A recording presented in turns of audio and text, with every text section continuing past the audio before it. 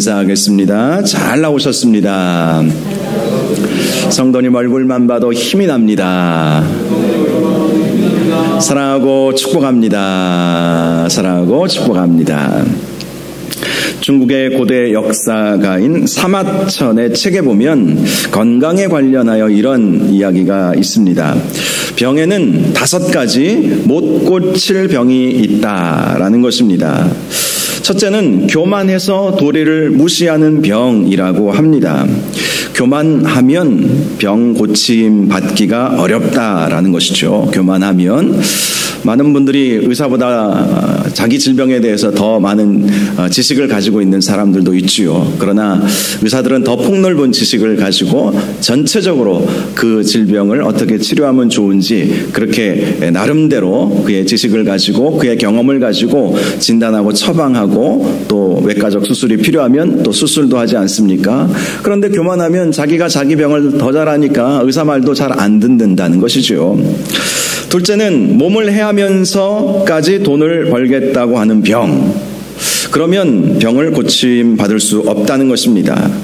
재물이라고 하는 것은 아무리 가득 채우려고 해도 채울 수 없지요. 조금만 더 있으면 좋겠다. 조금만 더.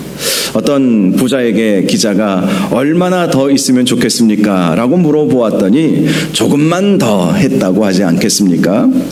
결국 조금만 더 벌기 위해서 몸을 상하게 한다는 것이죠. 그러니 나을 병도 몸이 그렇게 상해버리니 고침받을 수 없는 것입니다. 세 번째는 자기 철학이 타당치 못한 병이라고 했습니다. 철학이라고 하는 것은 지혜, 생각, 판단력 이런 것들을 말하는 것이죠. 생각이 잘못된 자는 병을 고침받을 수 없다는 거예요. 그래서 항상 우리는 건강한 생각을 해야 합니다. 건강한 생각이 건강한 육신으로 연결되어 있다는 것이죠. 우리 마음만 잘 붙잡아도 생명이 이에서 남이니라. 잠언에 그런 말씀이 있지 않습니까? 우리의 마음을 잘 관리하는 것, 우리의 생각을 잘 관리하는 것이 참 중요합니다. 부정적인 생각을 하면 아무리 고침받을 수 있는 상황이 와도 안 된다는 거예요. 지난주에 플라시보 효과와 노시보 효과에 대한 말씀을 드리지 않았습니까? 플라시보 효과는 이 약을 먹으면 나을 겁니다. 좋아질 겁니다.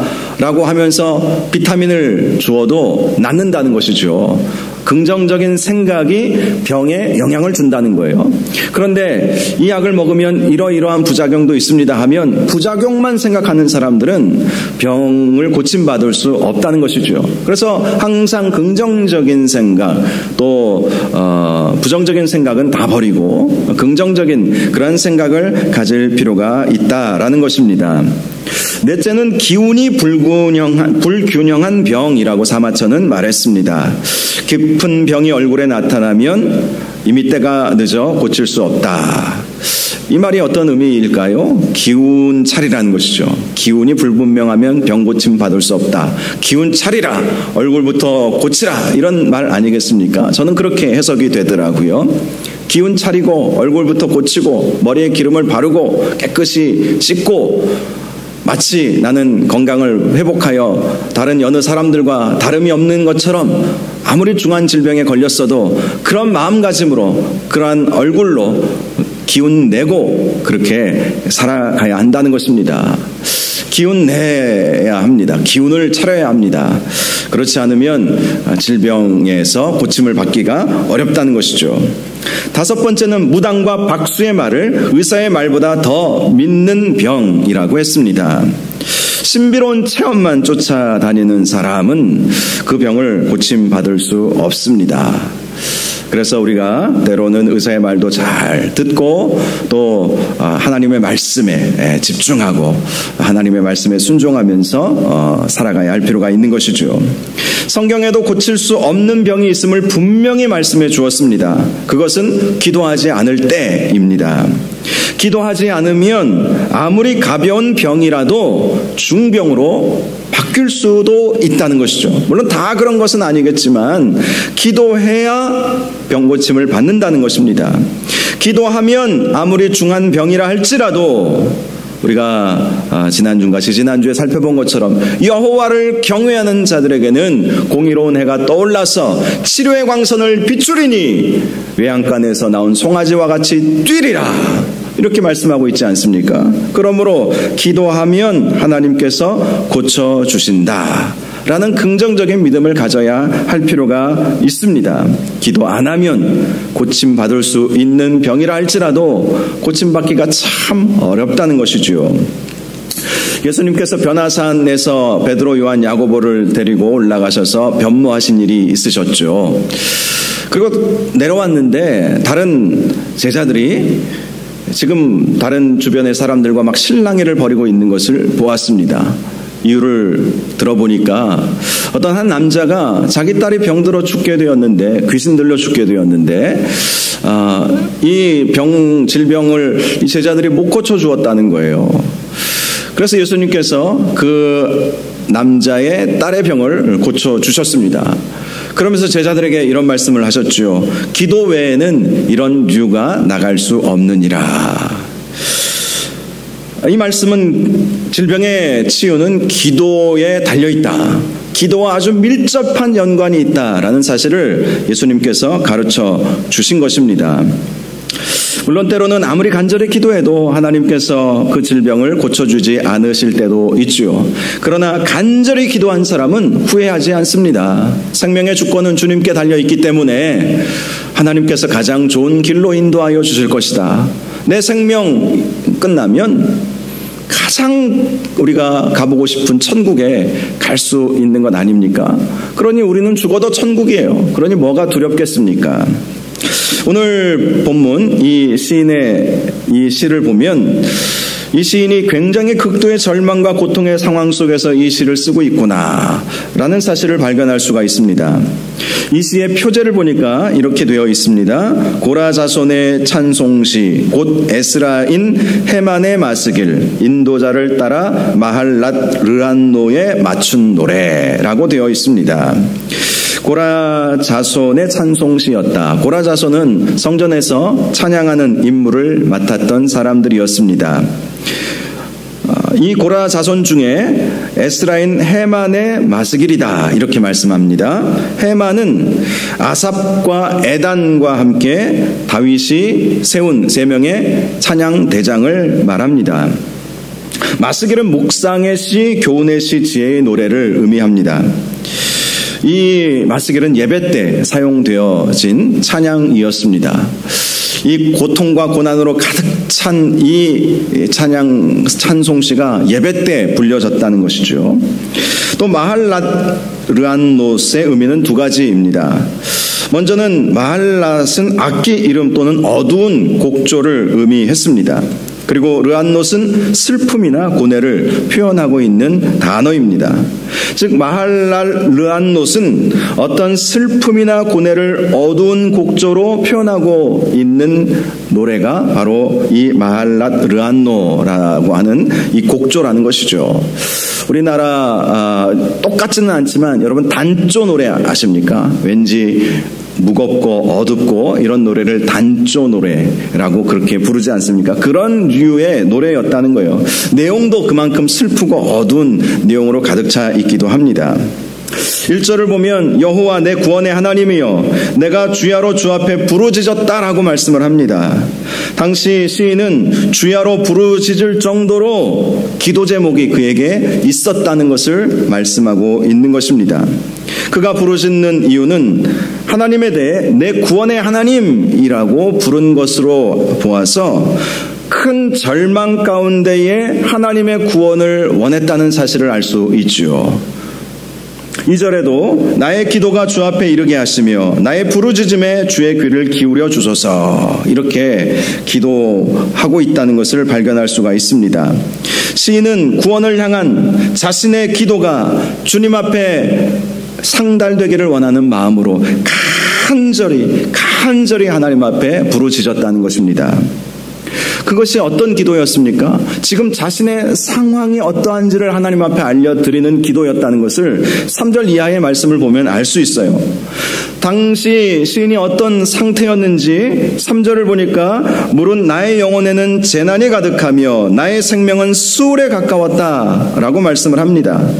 영혼이 재난을 당한 것처럼 아주 심히 괴롭고 힘들었다는 것입니다. 나의 생명은 수월에 가까웠다. 수월은 보통 지옥을 말할 때 쓰는 단어이지요. 지옥에 떨어지는 것처럼 그렇게 고통 중에 있었다는 것입니다. 4절에도 나는 무덤에 내려가는 자 같이 인정되고 힘없는 용사와 같으며 라고 말씀합니다. 무덤에 내려가는 자와 같다는 것은 죽음에 이를 정도의 고통이 그 가운데 있었다는 것을 말하는 것입니다. 힘없는 용사와 같았다라는 것은 자기 힘으로는 뭘 어찌 해볼 수 없는 상황 속에 이르게 되었다라는 것을 말하는 것이죠. 우리가 살다 보면 그럴 때가 있지 않습니까? 아무리 노력해도 안 되고 아무리 몸부림쳐도 안 되고 내 힘은 부족하고 너무나도 연약하고 나는 너무나도 왜소해 보일 때 그럴 때가 있지 않습니까? 지금 시인이 지금 그런 상태라는 것입니다. 5절에도 죽은 자 중에 던져진 바 되었으며 죽임을 당하여 무덤에 누운 자 같다라고 말씀을 합니다. 그냥 죽은 자 같이 되어버렸다는 거예요. 죽을지도 모른다는 두려움 정도가 아니라 정말 죽은 것과 같은 그런 상황이 시인의 상황이었다는 것입니다. 6절에도 주께서 나를 깊은 웅덩이와 어둡고 음침한 곳에 두셨다라고 말씀합니다. 그에게는 빛도 없었고요. 소망도 없었다는 거예요. 왜 이런 일들이 벌어졌겠습니까? 7절을 보면 주의 노가 나를 심히 누르고 주의 모든 파도가 나를 괴롭게 하셨나이다 라고 말씀합니다. 자기가 하나님의 징계의 분노의 대상, 징계의 대상이 되었다고 느꼈기 때문에 지금 이러한 극심한 고통 가운데 있었다는 것이죠. 하나님께서도 나를 버리셨구나. 하나님께서 지금 나에게 노를 바라고 계시는구나. 이런 생각까지 들 정도이니까 얼마나 힘들었겠습니까? 고라자손의 시이기 때문에 이 사람은 정말 신실하게 하나님을 믿었던 사람이에요. 해만의 마스겔, 해만은 조금 전에 말씀드린 것처럼 다윗이 세운 찬양대의 대장 중에 한 사람이지 않습니까? 얼마나 신실한 사람이었겠습니까? 그런데 그렇게 신실하게 살아갔지만 그에게 찾아온 그 고통의 문제 때문에 하나님도 나를 버리셨구나. 하나님께서 나에게 노를 바라고 계시는구나. 주의 파도가 나를 괴롭게 하시는구나. 그렇게 지금 생각까지 들 정도이니 얼마나 힘들겠습니까? 우리가 인생 살아가면서 그럴 때가 많지 않았으면 좋겠는데 가끔씩은 있죠. 하나님도 나를 떠나셨나 보다. 하나님께서 나를 외면하시나 보다. 그렇게 느껴질 그러한 고통의 순간들이 있지 않습니까? 학자들은 이 시가 시인이 정말 고칠 수 없는 병에 걸렸을 때 불렀던 찬송시라고 보고 있습니다. 고칠 수 없는 질병 가운데, 죽음 가운데 떨어져가는 자기 자신을 보면서 그는 고통스러웠다는 것이죠. 하나님도 나를 떠나셨나 보다 하면서 살 소망도 없어져 버리는 그런 나라까지, 이 수월의 고통까지, 무덤까지 내려가는 것처럼 아주 깊은 웅덩이에 빠진 것처럼 그런 상황이 되었다는 것입니다. 신이 어떤 병에 걸렸는지는 모르지만 정말 의사도 포기하는 그런 상황까지 이르게 되면 깊은 절망 가운데 우리가 떨어질 수밖에 없지 않겠습니까? 8절을 보면 그런데 더 시인이 힘들었던 것은 주께서 내가 나를 아는 자를 내게서 멀리 떠나게 하시고 나를 그들에게 가증한 것이 되게 하셨사오니 나는 다쳐서 나갈 수 없게 되었나이다. 이렇게 말을 하는 거예요. 하나님도 떠난 것 같고 사람들도 다 떠난 것처럼 느껴지는 상태. 김병희 효자 없다 이런 말도 있죠. 자식도 돌보지 않고 남편도 아내도 떠나가는 것처럼 느껴지고 내 주변에는 아무도 없고 나만 홀로 남은 것처럼 느껴지는 그러한 상태까지 그는 이르게 되었다라는 것이죠. 여러분 당시 이 시인의 고통이 얼마나 심각했는지 우리는 충분히 짐작할 수 있지 않겠습니까? 너무나 고통스러웠다는 거예요. 육신의 고통, 마음의 고통, 영적인 고통, 관계의 고통. 하나님도 떠난 것처럼 보이고 사람들도 관심 가져주지 아니하고 내 마음은 힘들어 죽겠고 마치 지옥에 떨어지는 것처럼 무덤에 내려가는 것처럼 그렇게 느껴지는 상황까지 시인이 지금 오게 되었다는 것입니다. 그런데 그때 시인이 했던 일이 무엇인지 아십니까? 기도했다는 거예요. 하나님을 찾아 부르짖었다는 거예요. 하나님이 나를 떠난 것처럼 느꼈지만 그 하나님이라고 하는 그 끈을 놓치고 싶지 않아서 하나님을 붙잡았다는 것입니다. 9절에 말씀합니다. 곤란으로 말미암아 내 눈이 쇠하였나이다. 여호와여 내가 매일 주를 부르며 주를 향하여 나의 두 손을 들었나이다. 지금 마음은 고통스럽고 영적인 그러한 문제도 지금 심각한 상황이고 다른 사람들도 다 떠난 것처럼 그렇게 느껴지지만 그는 기도의 끈을 놓지 않았다라는 사실을 발견할 수 있습니다. 매일 주를 불렀다는 거예요. 한번 부르고 말았다는 것이 아니라 매일 주를 부르며 주를 향하여 나의 두 손을 들었다. 히브리인들의 기도 방식은 두 손을 들고 하늘을 바라보면서 눈을 뜨고 기도하는 방식을 취했습니다. 우리는 주로 두 손을 모으고 눈을 감고 고개를 숙이죠. 이렇게 우리는 기도하지만 히브리인들은 두 손을 들고 눈을 뜨고 하늘을 바라보면서 그렇게 기도했어요. 그러므로 두 손을 들었다라는 것은 하나님께 기도했다는 것을 의미하는 것이죠. 시인은 간절히 부르짖는 기도만이 자신의 죽음에 이르게 하는 이 질병의 문제를 해결할 수 있다는 사실을 믿었던 것입니다. 10절을 보면 이렇게 말합니다. 주께서 죽은 자에게 기이한 일을 보이시겠나이까? 유령들이 일어나 주를 찬송하리이까? 11절에도 주의 인자하심을 무덤에서 주의 성실하심을 멸망 중에서 선포할 수 있으리이까? 12절 흑암 중에서 주의 기적과 이즘의 땅에서 주의 공의를 알 수 있으리이까? 이렇게 10절에서 13절까지 말씀을 보면 질문 형식으로 이 시가 기록되어 있음을 발견할 수 있죠.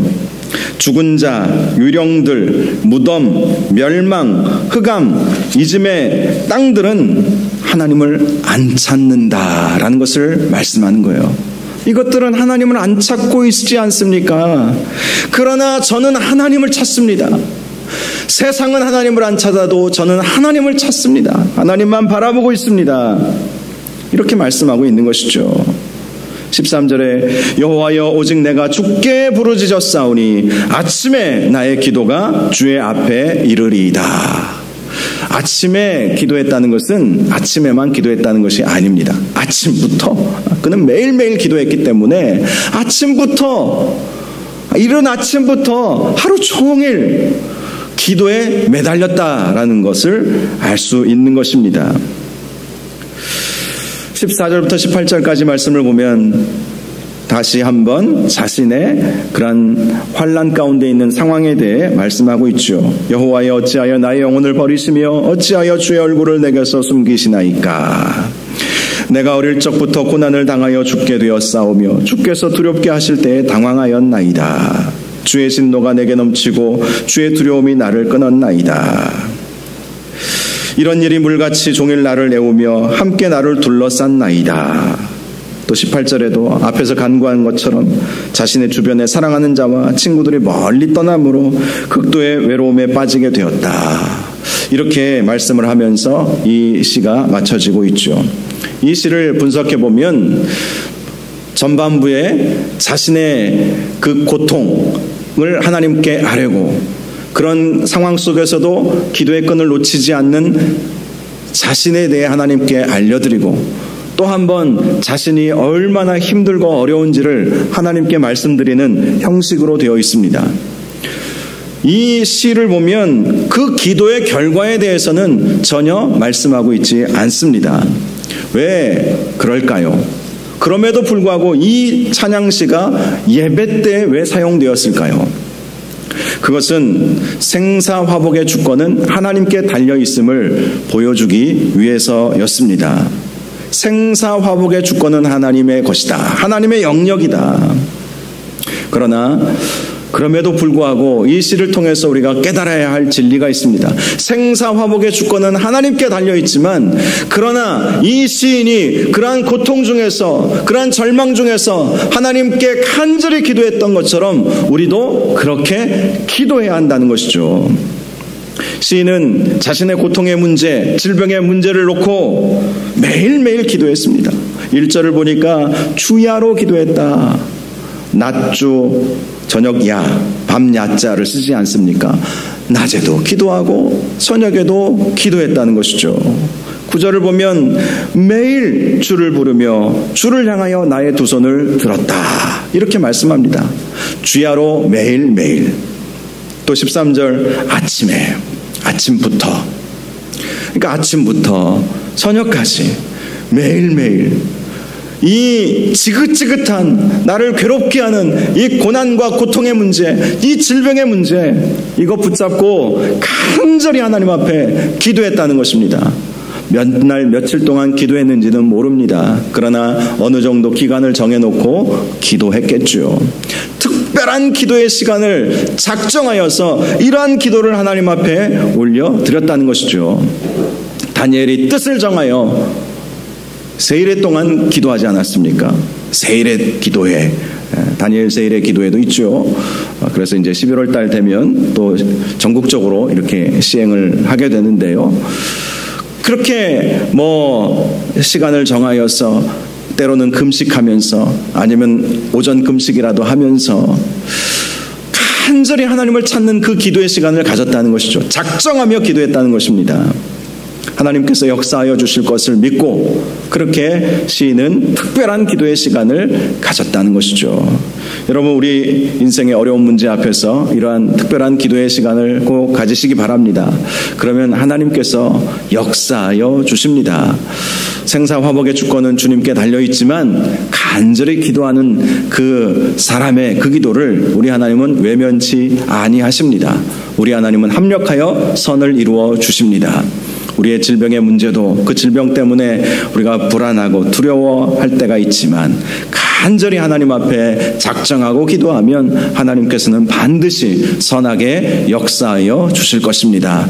그러한 기도 응답을 얻는 저와 여러분들 되시기를 주님의 이름으로 축복합니다. 이 시간 함께 기도하기를 원합니다. 아픈 곳에 손을 대시고 주여 치유하여 주시옵소서. 간절히 주님 앞에 부르짖습니다. 하나님 고쳐주옵소서. 영육간의 강건함 회복하여서 주님 앞에 귀하게 쓰임받는 복된 삶을 살게 하여 주시옵소서. 우리 치유를 위한, 육신의 질병의 치유를 위한 기도를 먼저 하나님 앞에 올려드리겠습니다. 우리 주여 한번 부르짖고 함께 기도하겠습니다. 주여, 거룩하시고 존귀하신 아버지 하나님, 주여, 시인이 참으로 이 질병의 문제로 인해서 심한 고통에 빠졌을 때에